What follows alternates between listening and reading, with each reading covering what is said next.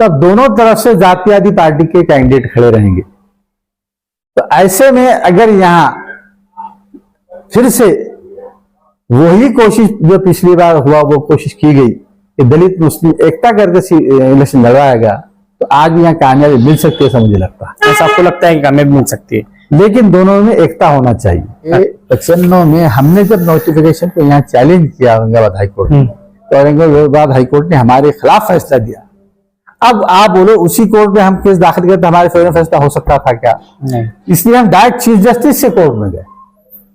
यहाँ से बड़ा कोर्ट चीफ जस्टिस का होता है और बॉम्बे हाई कोर्ट।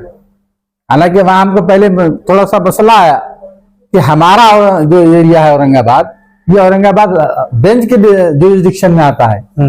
संभाजी महाराज का औरंगाबाद से क्या ताल्लुक था, ये देखने के लिए कम से कम 100 तारीख किताबें पढ़ी गई, 100 किताबें। वो एक बार शिवाजी महाराज के साथ पूना से आगरा जाते वक्त यहां से गुजरे, बस इससे ज्यादा उनके औरंगाबाद से संबंध नहीं रहा। उन्होंने कारपोरेशन नाम कुछ सुटेबल नाम नहीं है, इसलिए मैंने कारपोरेशन उठाव रखा और शिवसेना बीजेपी उससे सहमत थी और यूनानिमस ठराव पास करके किराड़पुरे का नाम बदलकर मलिकम्बर नगर रखने का ठराव जनरल बॉडी पास हो चुका है। वैसे तो मेंबर पार्लियामेंट आपने पानी पर, गुटके पर, शराब पर पार्लियामेंट में बोला है, क्या औरंगाबाद के नाम तब्दील करने पर आपने 2 सेंटेंस पार्लियामेंट बोला है?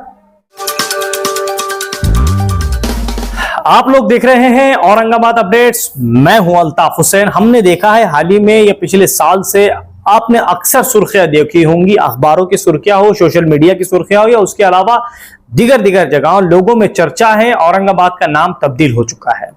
औरंगाबाद था, उसके बाद छत्रपति संभाजी नगर, पहले संभाजी नगर हुआ, फिर उसके बाद में जो शिंदे सरकार आई उन्होंने छत्रपति संभाजी नगर उसको किया। लेकिन 1995 से एक ऐसा शख्स है जो इस नाम की लड़ाई को लड़ रहा है, जो चाह रहा है कि औरंगाबाद का नाम औरंगाबाद ही रहे, औरंगाबाद के नाम को किसी भी तरह ये खोना नहीं चाहते। उसके अलावा इन्होंने औरंगाबाद से हाईकोर्ट का दरवाजा खटखटाया है। 1995 में जो स्टे लेकर आए थे उसके बाद से लड़ाई कंटिन्यू शुरू हुई और 2023 में ये फिर से लड़ाई शुरू हुई। अब मामला 24 पे है। आपने अक्सर देखा होगा कि कहीं ना कहीं आपको दिखा होगा कि कोर्ट ने आज ये कहा है, कोर्ट ने ये कहा है। अब आप तो समझ ही गए होंगे। मेरे साथ आज ऐसी शख्सियत मौजूद है, राष्ट्रवादी कांग्रेस के सीनियर लीडर है, बड़े नेता है, मुश्ताक अहमद साहब मेरे साथ जुड़ चुके हैं। मैं इनसे बात करने की कोशिश करूंगा। ये औरंगाबाद संभाजी नगर के याचिका है।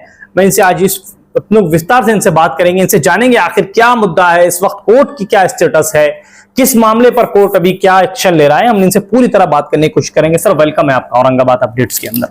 सर जिस तरीके का मामला 1995 से आप लड़ाई को लड़ रहे हैं, जैसे मैंने आपसे बातचीत की तो पता चला मुझे कि 1995 में आपने स्टे लेकर आए थे कोर्ट से औरंगाबाद संभाजी नगर के मामले में। अभी क्या पोजीशन है और कोर्ट क्या कह रहा है इस मामले में?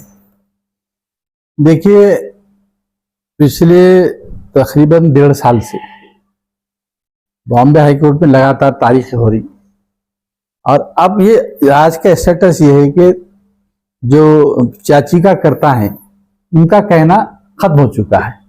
अब सिर्फ गवर्नमेंट के जो वकील हैं, एडवोकेट जनरल जो होते हैं, उनका आर्गुमेंट चालू है। अब वो भी तकरीबन 75-80% हो चुका है। कुछ परसेंट उनका बाकी है, तो वो उन्होंने कहा कि मैं 1 तारीख को उनको हाईकोर्ट सुनने वाला है। लेकिन मैं थोड़ा सा पीछे जाकर बताना चाहता हूं आपसे कि औरंगाबाद का नाम 95 में गवर्नमेंट ऑफ महाराष्ट्र ने नोटिफिकेशन निकाली, उसको हमने औरंगाबाद हाईकोर्ट में चैलेंज किया। औरंगाबाद हाईकोर्ट ने उस वक्त, क्योंकि हम सिर्फ नोटिफिकेशन को हम चैलेंज कर चुके थे, तो हाईकोर्ट ने बोला कि भाई आप नोटिफिकेशन में चैलेंज किए हैं, जबकि अभी तक गवर्नमेंट ने कोई डिसीजन नहीं ली है, तो आप क़ब्ल वक्त जो इंग्लिश में के बिफोर आ गए कोर्ट को, इसलिए उन्होंने हमारी पिटीशन रिजेक्ट कर। लेकिन मैंने उसके आगे सुप्रीम कोर्ट गया, क्योंकि मुझे मालूम था गवर्नमेंट की नीयत अच्छी नहीं है। गवर्नमेंट जब एक बार नोटिफिकेशन के बाद जब डिसीजन लेती है तो वो रोकना मुश्किल होता है। अगर इसी स्टेज पे रोके तो रुकेगा, ये सोचकर मैं सुप्रीम कोर्ट गया और अल्लाह के फजल करम से वहां को कामयाबी मिली। सुप्रीम कोर्ट ने स्टे करके उसको रोक दिया। अच्छा, अब जब ये दूसरी बार, उसके बाद क्या हुआ कि मैटर सुप्रीम कोर्ट में 96 में हमको स्टे मिल गया। 2001 में सुप्रीम कोर्ट में ये फाइनल के लिए मैटर है, फाइनल हियरिंग के लिए। तो उस बीच में महाराष्ट्र में नाम बदलने वाली सरकार बदल गई और सेक्युलर सरकार आ गई थी। उन्होंने ये किया कि भाई ये नाम बदलने की कोई जरूरत नहीं, गैर जरूरी है, इससे दो समाजों में तेल निर्माण हो रहा, माहौल खराब हो रहा, इसलिए नाम बदलने की कोई जरूरत नहीं है और ना ही कोई डिमांड है। ये कहकर मामले को नोटिफिकेशन को उन्होंने विड्रॉ कर लिया। और सुप्रीम कोर्ट में जब हमारी फाइनल हियरिंग के लिए मैटर आया तो उन्हें गवर्नमेंट ने इन्फॉर्म कर दी कि भाई ये मैटर तो ऑलरेडी हमने विड्रॉ कर लिया है। सुप्रीम कोर्ट में जब इन्होंने गवर्नमेंट ने नोटिफिकेशन जिस नोटिफिकेशन को आपने चैलेंज किया है वो नोटिफिकेशन गवर्नमेंट ऑफ महाराष्ट्र ने विड्रॉ कर लिया है, इसलिए आपकी पिटिशन डिस्पोज ऑफ बोल के डिसमिस कर दी, यानी मसला खत्म हो चुका है, वहां पर खत्म हो चुका था। अब उसूलन तो ये आना नहीं चाहिए था क्योंकि सुप्रीम कोर्ट का एक एक्ट है, रेस जुडिकेटा बोलते हैं कि जो मैटर एक बार सुप्रीम कोर्ट के अंदर क्लोज हो जाता है वो वापस कोर्ट के सामने नहीं लाया जा सकता। ओके, लेकिन अब ये आज की अदालतें, आज की हुकूमतें क्या कर रही है आप सब जानते हैं, कैसे फैसले हो रहे, क्या फैसले हो रहे। तो गवर्नमेंट ने जो है नोटिफिकेशन निकालने के बाद चूंकि हम सुप्रीम कोर्ट में जाना चाह रहे थे कि वहां के एडवोकेट ने कहा कि आप डायरेक्ट नहीं आ सकते, पहले हाई कोर्ट में जाओ। अब हाई कोर्ट में जाने का तय हुआ। हम बात होगी औरंगाबाद हाई कोर्ट ने क्यों नहीं किया। अब आज तक क्या है, अदालती मामला की बात ऐसी है कि जो मीडिया के सामने खुलेआम नहीं कही जा सकती। आपको पूछना चाहे सामने तो बताने तैयार हूँ, लेकिन लोग दूसरी चैनलों का सहारा लेकर हम पर तनकीद करते कि इन्होंने औरंगाबाद से बम्बई क्यों गए। तो आज मैं उसका जवाब देना चाहता हूं कि 95 में हमने जब नोटिफिकेशन को यहाँ चैलेंज किया औरंगाबाद हाईकोर्ट में, तो औरंगाबाद हाईकोर्ट ने हमारे खिलाफ फैसला दिया। अब आप बोलो उसी कोर्ट में हम केस दाखिल करते हमारे फेवर में फैसला हो सकता था क्या? नहीं, फैसला तो होना बहुत दूर की बात है, वो चला भी नहीं सकते थे, 1 या 2 हियरिंग में डिसमिस कर दिया कि हमने मैटर ऑलरेडी क्लोज कर दिया। इसलिए हम डायरेक्ट चीफ जस्टिस से कोर्ट में गए। यहां से बड़ा कोर्ट चीफ जस्टिस का होता है और बॉम्बे हाई कोर्ट। हालांकि वहां हमको पहले थोड़ा सा मसला आया कि हमारा जो एरिया है औरंगाबाद, ये औरंगाबाद बेंच के जुरिस्डिक्शन में आता है। वहां बॉम्बे हाई कोर्ट ने हमसे पूछे तो यहाँ क्यों, वहां तो हाई कोर्ट है। अब हम उनको ज्यादा वजूहत तो नहीं बता सकते।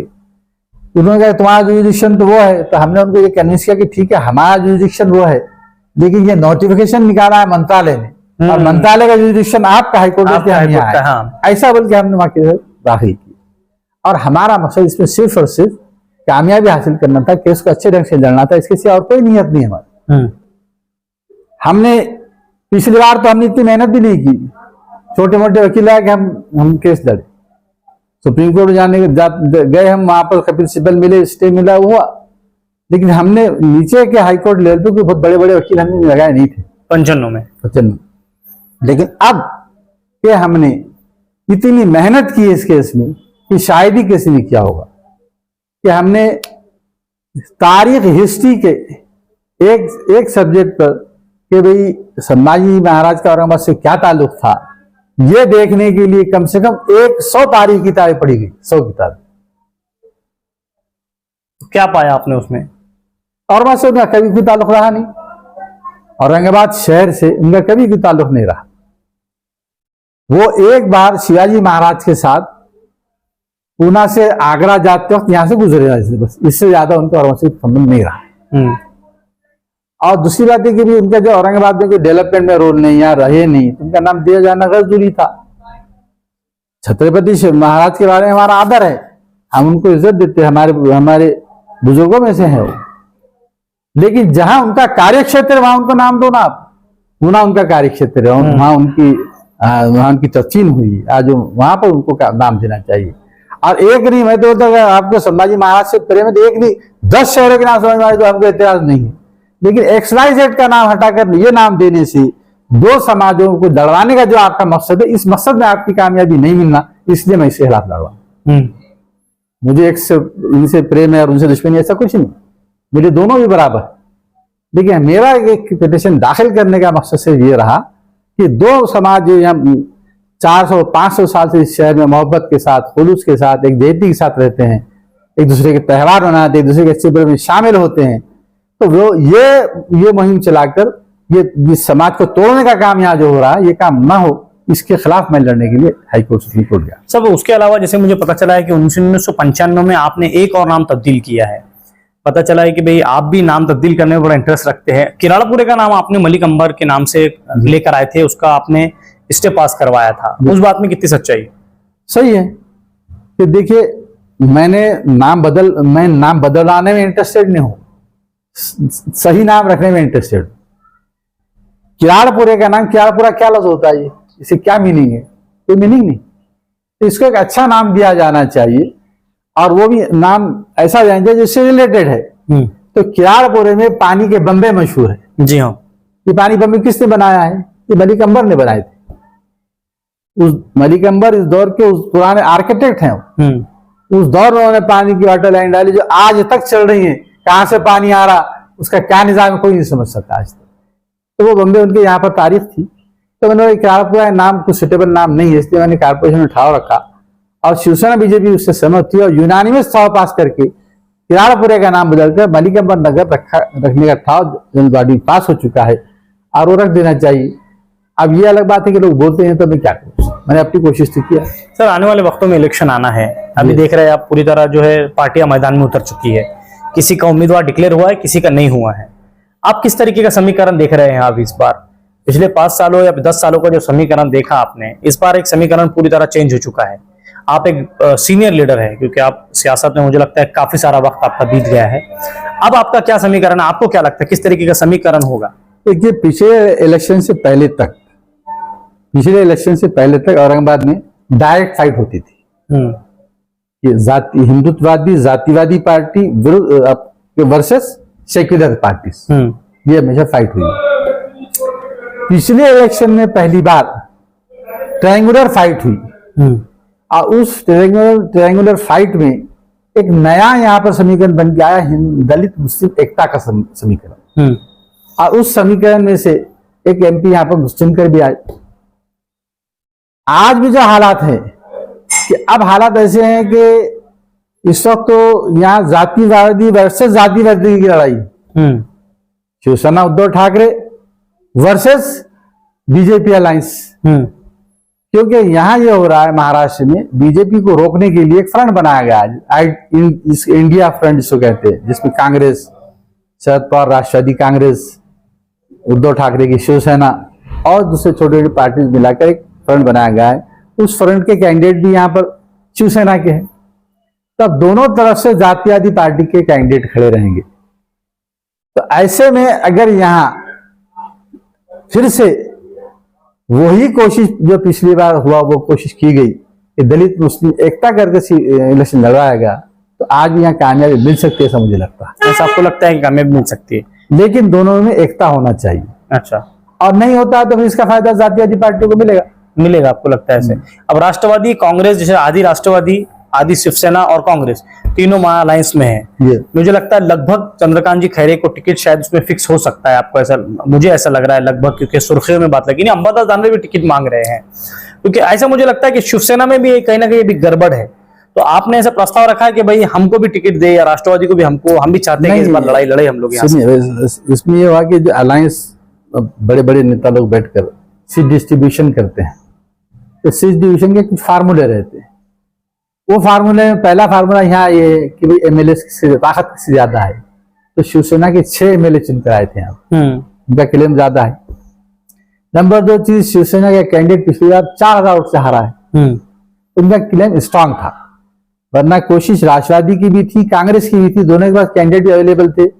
लेकिन चूंकि जो बंटवारा सीटों का डिस्ट्रीब्यूशन होता है, वो इस स्ट्रेटेजी से तय होता है कि ताकत ज्यादा है जी। तो वहां ये बात समझ में आई कि ताकत उनकी ज्यादा है, उद्धव ठाकरे ग्रुप की, इसलिए सीट उनको छोड़ दी गई। और जब सीट छोड़ दी गई, तो जिसको भी वो देंगे, बाकी जो इंडिया अलायंस के लोग हैं उनके साथ रहेंगे, आप लोग सारे उनके साथ मिलकर। लेकिन अब क्या मसला है, जैसा आपने खैरे साहब के टिकट का बोले, टिकट के मामले में अभी तक दोनों का भी टिकट क्लियर नहीं है। वजह क्या है? दोनों ये चाह रहे हैं कि पहले उनका कैंडिडेट डिक्लेयर होना। शिवसेना उद्धव ठाकरे चाहती है कि पहले बीजेपी अलायंस का कैंडिडेट डिक्लेयर हो जाए तो उसको हम तोड़ देंगे, बरोबर। और बीजेपी अलायंस चाहती है कि पहले इनका शिवसेना कैंडिडेट फाइनल हो जाए तो हम हमारा कैंडिडेट देंगे। इसमें ये थोड़ा सा डिले हो रहा है जी। चंद्रकांत खैरे साहब जहां तक सर्वे में अपने रिपोर्ट पढ़ने में आ रहा है कि उनका नाम तकरीबन फाइनल ऐसा कहा जा रहा था, पर आज एक बड़े पेपर की हेडिंग है कि अंबादास दानवे का नाम फाइनल हुआ, ऐसा उन्होंने लिखा है। अब किस हद तक सही पता नहीं। अच्छा, तो बाहर ये दोनों से कोई भी हो सकता है। जब जैसे आप कह रहे हैं कि भाई दलित और मुस्लिम की एक बड़ी ताकत हुई थी, उसके बाद में कैंडिडेट चुनकर आया था, क्योंकि हमने आपने सबने वो ताकत देखी भी थी और वो रिजल्ट भी उसका देखा था। लेकिन अब वो समीकरण नहीं है, क्योंकि आपको भी पता है, मुझे भी पता है कि गठबंधन टूट चुका है। अब हो रहा ये है कि वंचित बहुजन आघाड़ी भी चाह रही है कि अब वो मैदान में उतरे, क्योंकि अगर इंडिया अलायंस के साथ वो नहीं गई तो वो मैदान में अपक्ष वो अपना अकेले अपना मोर्चा संभालेगी। तो आपको क्या लगता है फिर कैसा होगा? फिर तो बड़ा मुश्किल मामला हो जाएगा। अभी ये दोनों फ्रंट के कैंडिडेट डिक्लेयर होने के बाद एक एमआईएम का कैंडिडेट तो फिक्स है, 3 कैंडिडेट हो जाएंगे, और चौथा जैसा आप कह रहे हैं कि वंचित बहुजन का कैंडिडेट आता है, तो कैंडिडेट कौन आता है, कैसा आता है और कितने समाज उसको एक्सेप्ट करते हैं, इस पर अगला समीकरण बनने की शक्यता है। अच्छा, अगर वंचित बहुजन ने भी मुस्लिम कैंडिडेट दी तो फिर से हो सकता है कि मुस्लिम और दलित का कॉम्बिनेशन बने, और वैसा हुआ तो एक अच्छी फाइट में देखने को मिल सकती है। अच्छा, अब जैसे सर आप कह रहे हैं कि अगर मुस्लिम कैंडिडेट थे, क्योंकि पिछले 5 साल जो खासदार इम्तियाज जलील का कार्यकाल रहा, तो उसको देखते हुए मुस्लिम समाज आपको लगता है कि इमाम छोड़ के वंचित की तरफ जाएगा? देखिए, एमआईएम के मुस्लिम समाज जो था वो एमआईएम के साथ था, किसी एक्सवाइजेड शख्सियत के साथ नहीं था, पहली बात समझ ली। और अवाम ने एमआईएम के नाम पर इनको 2 संधियां दी, एमएलए भी बनाए, एमपी भी बनाए। तो ये 10 साल में इन्होंने कौन सा कार्य है नुमाया अंजाम दिया, बता देना चाहिए। आखिर अवाम एहतसाब भी तो करेगी कि 10 साल में इन्होंने क्या काम किया है। तो 10 साल के काम का भी एहतसाब होगा। और सबसे अहम काम उसमें जो सबके सामने है वो औरंगाबाद शहर जैसे तारीखी शहर का नाम इनके दौर में बदला है। मेरे जैसा एक 1995 में एक मामूली कारपोरेटर, मैं एक मामूली आजाद कारपोरेटर था, मैंने 27 साल इसके खिलाफ लड़कर इस नाम को रोका हूं। ये महाराष्ट्र एमएलए रह चुके, एमपी यहां से थे, ये 27 महीने नाम नहीं बचा सके शहर का। क्या मुसलमान ये नहीं पूछेंगे? मुसलमान पूछेंगे इन्होंने क्या किया? वैसे तो मेंबर पार्लियामेंट आपने पानी पर, गुटके पर, शराब पर पार्लियामेंट में बोला है। क्या औरंगाबाद के नाम तब्दील करने पर आपने 2 सेंटेंस पार्लियामेंट बोला है? क्या ये नहीं पूछेंगे अवामी से?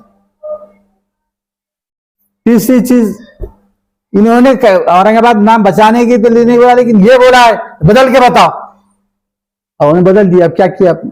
सब मोर्चे आंदोलन तो उन्होंने बहुत पहले शहर का हुआ, तो फिर बाद में उन्होंने कहा कि अब शहर का हो गया था और जिला तालुका कायम था, तो शहर गया तो क्या बाप तो बाप है, ये कहा गया, उन्होंने वही बदल दिया। क्या किया? और आप कह रहे मोर्चे आंदोलन, तो ठीक है, डेमोक्रेटिक पैटर्न में हमारे पास मेजॉरिटी नहीं है, हमको डेमोक्रेटिक पैटर्न से लड़ना चाहिए मोर्चे आंदोलन से। लेकिन वैसे तो मेंबर ऑफ पार्लियामेंट में आपने इसके लिए क्या किया है? मैं कारपोरेटर था तो मैंने सभागृह में लड़ा, मेरे साथ 27-28 कारपोरेटर सभागृह में लड़े। जब उसके बाद वही मैटर जब सुप्रीम कोर्ट तक गया तो कोर्ट ने उसको पार्लियामेंट में असेंबली में लड़ा है, कारपोरेशन में लड़ा है, इन्होंने पार्लियामेंट में लड़ा है कि उसके लिए क्लस, ये भी तो पूछेंगे ना, अरे जाओ उनको देना है। तो अब इस जैसे आप कह रहे हैं कि शिवसेना पार्टी दोनों गठों का मुकाबला होगा, क्योंकि समीकरण तो जिस तरीके का बन रहा है हम लोग देख रहे हैं कि भाई सारे वोट बट रहे हैं इस बार हर तरफ के वोट बट रहे हैं, क्योंकि हर तरफ 2-3 कैंडिडेट बड़े मजबूत नजर आ रहे हैं। तो आपको क्या लगता है कि इंडिया अलायंस चाह रही है बीजेपी को रोकना, तो बीजेपी को रोकने के लिए क्या करना चाहिए इस वक्त? आपको ऐसा क्या लगता है? नहीं, देखिए, ये तो सीधा सर यहीं पर नहीं बल्कि पूरे हिंदुस्तान में इस वक्त जो माइनॉरिटीज की स्ट्रैटेजी है वो ये है कि बीजेपी को रोकने के लिए इंडिया अलायंस के कैंडिडेट्स को वोट सभी तरफ दिए जा रहे हैं और दिया जाना भी चाहिए। औरंगाबाद के कॉन्स्टिट्यूंसी में एक एक्सेप्शनल केस है, जो मैं ज्यादा ऐसा डिटेल में आपके इस पे नहीं कहना चाहूंगा, वो वक्त आने पर हमको आगे हम बोलेंगे। तो यहाँ थोड़ा सा अभी मुसलमान तजब्जुब में हैं, अभी मुसलमान डिसाइड नहीं कर चुके, लेकिन हो सकता है इलेक्शन तक लोगों की राय बदलेगी, ओपिनियन बदलेगा और फैसले होंगे। अच्छा, आप आने वाले वक्त में आपको लगता है कि नया फैसला हो सकता है? अच्छा, उसके अलावा सर एक आखिरी सवाल मेरा ऐसा है कि अभी सोशल मीडिया का लोग बड़ा दुरुपयोग कर रहे हैं, और हमारे शहर के कलेक्टर हो या पुलिस कमिश्नर हो, सारे ये अपील कर रहे हैं कि भाई आप सोशल, नौजवानों से खास तौर से, कि भाई सोशल मीडिया का आप लोग उपयोग गलत ना करें। जैसे कि इलेक्शन आते रहेंगे, जाते रहेंगे, किसी की जीत होगी, किसी की हार होगी, लेकिन आप आपस के अंदर जैसे कि एकता और मोहब्बत कायम रखें। आप नौजवानों को क्या अपील करेंगे हमारे माध्यम से?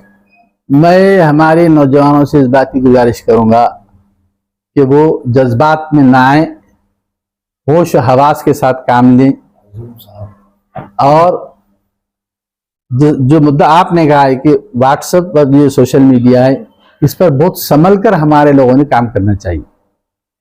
ठीक है, हर शख्स को, ये जमहूरी मुल्क है, आज़ाद मुल्क है, इलेक्शन में हर शख्स को अपने मर्जी के कैंडिडेट का प्रचार करने का हक है, उसको वोट देने का हक है।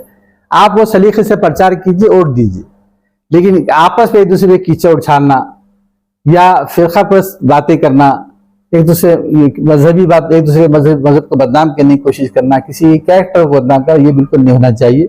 और मैं अपने तमाम नौजवान से, चाहे मुस्लिम हो, हिंदू हो, हर समाज के नौजवान से इस बात की गुजारिश करूंगा कि वो हमारे आपस की जो राष्ट्रीयता है, हम एक हिंदुस्तानी इस नाते से इलेक्शन आते जाते रहेंगे, लेकिन हमारे बीच में नाइत्तेफाकी, दरार, इख्तिलाफ पैदा ना हो, इसी कोशिश करना चाहिए। सर, जैसे कि अभी थोड़ी देर पहले मैं आपसे बात कर रहा था, आप कह रहे थे कि भाई अब्दुल अजीम साहब जो उस वक्त के मंत्री, माजी मंत्री रह चुके थे, और जब विधानसभा उन्होंने इलेक्शन लड़ा तो 1100 वोट मिले थे, और उससे पहले ही कुछ दिन पहले उन्होंने लोकसभा लड़ा था तो 2.5 लाख वोट लिए थे। किस तरीके का समीकरण बना था सर उस वक्त?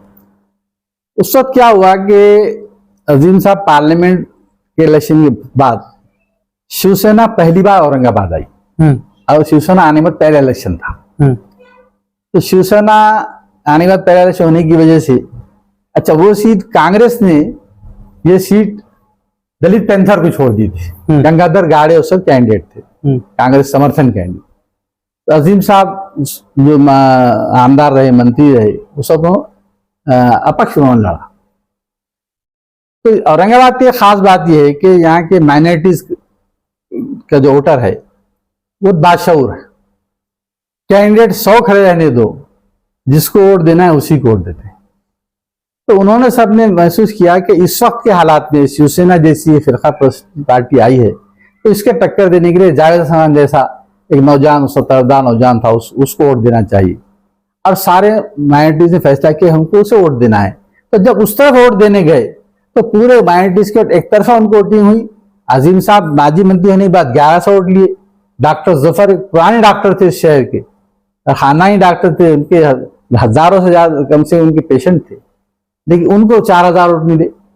इस टाइप से यानी मुस्लिम वोट 10% भी नहीं बेटा, और 90% से ज्यादा जावेद हसन खान को मिले। तो ये यहाँ की वोटर्स की खूबी है कि कैंडिडेट कितने भी खड़े रहे, इससे कुछ होता नहीं है। एक जब सबको मकसद मिल जाता है कि हमको इस मकसद पे काम करना है, और उस पर जब यूनाइट होते हैं तो एक तरफा वोटिंग करते हैं। पहले से मतलब यही माहौल रहा है, पहले से ये माहौल है भाई। एक मरतबा इम्तियाज जलील जो चुन के आए, सब यही हुआ कि उनके सामने MM शेख खड़े हुए थे, एक्स MLC, और भी मुस्लिम लोग थे, 2-3 लोग आजाद भी थे, लेकिन खदीर नहीं थे उस तो उस वक्त विनोद पाटिल हमारे राष्ट्रवादी कैंडिडेट थे। मुस्लिम ने एक तरफा वोटिंग की। MM शेख को 7 या 8 हजार मिले, जिसमें कांग्रेस का वोट बैंक जो दलित दर वो मिलने के बाद उनको मिला, और एक तरफा 90% से ज्यादा मुस्लिम वोट MIM तरफ गया, उनकी सीट चुन कर आई। तो ये यहाँ का ट्रेंड है कि यहाँ पर कैंडिडेट कोई भी खड़े रहे, कितने भी खड़े। अभी उसके बाद के इलेक्शन हुए, हमारे ये काउंसिल जहाँ बैठे पूर्व में, MIM से डॉक्टर गफ्फार कादरी थे, और उनके अगेंस्ट समाजवादी से वो क्या नाम था, कलीम कुरैशी थे, और यूसुफ कुछ हमारी कांग्रेस सपोर्टेड कैंडिडेट यूसुफ मुकाती थे, और ये बीजेपी ने कुछ अपने वोट बंटवारे के लिए भी 10-20 कैंडिडेट खड़े कर दिए थे। ये सबका भी टोटल आप आए तो वो भी 30% ज्यादा नहीं, 90% एक जगह हुई है, और डॉक्टर गफ्फार की वोट। तो यहाँ का ट्रेंड है कि कोई इलेक्शन हो, यहाँ पर वोट एक तरफ जाते हैं, इतना हम देखते हैं। चलिए, और पॉजिटिव इंटरेस्ट के लिए जाते हैं। एक खास बात ये कि पॉजिटिव सारे वोट मारते हैं, ये बड़ी बात है। चलिए थी ये थे राष्ट्रवादी कांग्रेस के सीनियर लीडर, बड़े लीडर मुश्ताक अहमद साहब मेरे साथ मौजूद थे। जैसे इन्होंने हर बात पे, हर टॉपिक पे अपना सीधा जो है अपनी प्रतिक्रिया रखी। जैसे उन्होंने कहा कि औरंगाबाद संभाजी नगर का मुद्दा जो ये लड़ रहे हैं, पिछले 1995 से इन्होंने लड़ाई लड़ी, किस तरह की लड़ाई लड़ी गई, सुप्रीम कोर्ट तक कैसे जाया गया, उसके अलावा कब स्टे मिला, उसके बाद में क्या हुआ, सारी बातें इन्होंने आपके सामने रखी। उसके अलावा जैसे सियासत पे जब बात इन्होंने की, इन्होंने कहा कि औरंगाबाद के लोगों का जो रुझान है, लोग जो वोट करते हैं वो एक तरफा करते हैं। जब एक बार माहौल बनता है तो सारा वोट एक तरफ जाता है। जैसे उन्होंने सारे पार्टियों के उस पर बात की, और जैसा पिछले जो राजनीति पर जब इन्होंने लेकर गया कि भाई किस वक्त क्या हुआ था, आयुध हसन साहब खड़े थे, उस वक्त वन साइड वोटिंग हुई, जो माजी मंत्री थे, रनिंग माजी मंत्री हुए थे, उनका जो है 1100 वोट मिले। बड़ा इन्होंने विस्तार से हमारे साथ बात की। अब देखना है आने वाले वक्तों में किस तरीके का समीकरण बनेगा, क्या होगा, कौन बनेगा हमारे शहर का खासदार, किस तरीके का समीकरण बनेगा, कौन सी पार्टी सत्ता में रहेगी। और जैसे कि इन्होंने कहा, खास बात यह कि किराड़पुरे का जो नाम था, किराड़पुरे का नाम 1995 में इन्होंने लड़ाई लड़ी और उस नाम को चेंज कर उन्होंने मलीगंबर नगर रखा। अब इनका कहना है कि लोग नहीं कहते, उसको हम लोग क्या करेंगे। ये बड़ा सवाल अब जो है कहीं ना कहीं छूटता है, सोचने की बात है। अब देखते हैं आने वाले वक्तों में क्या होगा, किस तरीके का औरंगाबाद का समीकरण बनेगा और किस तरीके के इलेक्शन होंगे। कैमरामैन जियाउल हक के साथ मैं अल्ताफ हुसैन, आप लोग देख रहे हैं औरंगाबाद अपडेट्स।